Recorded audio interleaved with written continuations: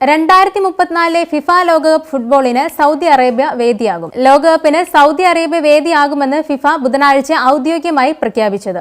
2030 ലോകകപ്പ് Morocco, Spain, Portugal എന്നീ രാജ്യങ്ങളിൽ സംയുക്തമായി നടത്താനും തീരുമാനമായി. 2030 ലോകകപ്പ് നടത്താൻ സൗദി അറേബ്യ മാത്രമാണ് മുന്നോട്ട് വന്നിരുന്നത്. 2022 ലോകകപ്പ് ഖത്തറിൽ വെച്ചായിരുന്നു നടന്നത്. ആതിഥേയരാകാൻ ഏഷ്യ, ഓഷ്യാനിയ മേഖലകളിൽ നിന്നും മാത്രമായിരുന്നു ഫിഫ വീടുകൾ ക്ഷണിച്ചിരുന്നത്.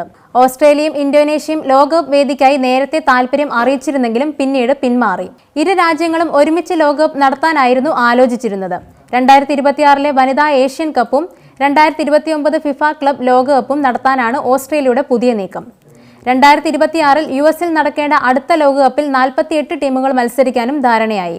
കായിക മേഖലയിൽ രാജ്യാന്തര തലത്തിൽ സജീവമാകുന്നതിന്റെ ഭാഗമായി 2027 AFC ഏഷ്യൻ കപ്പ് ഫുട്ബോളിനും 2034 ഏഷ്യൻ ഗെയിംസിനും ആതിഥേയത്വം വഹിക്കാൻ സൗദി അറേബ്യ തീരുമാനിച്ചു.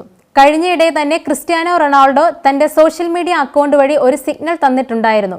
എംബാപ്പെ, ഡേവിഡ് ഡെഗയ, മാർസലോ, ഗർനാച്ചോ എന്നിവരെ ടാഗ് ചെയ്തിട്ടുണ്ടായിരുന്നു. ആരാധകർക്ക് എന്താണ് എന്ന് ഒരു പിടിയും നൽകിയില്ല. എന്നാൽ ഇന്നലെ ഒഫീഷ്യലായി റൊണാൾഡോ തന്റെ പോർച്ചുഗലിൽ 2030 ഫിഫ വേൾഡ് കപ്പ് അരങ്ങേറുമെന്ന സന്തോഷം അറിയിച്ചിരിക്കുകയാണ്. അതിനർത്ഥം റൊണാൾഡോ 2030 വരെ കളിക്കുമെന്നും ആരാധകർ പ്രതീക്ഷിക്കുന്നു.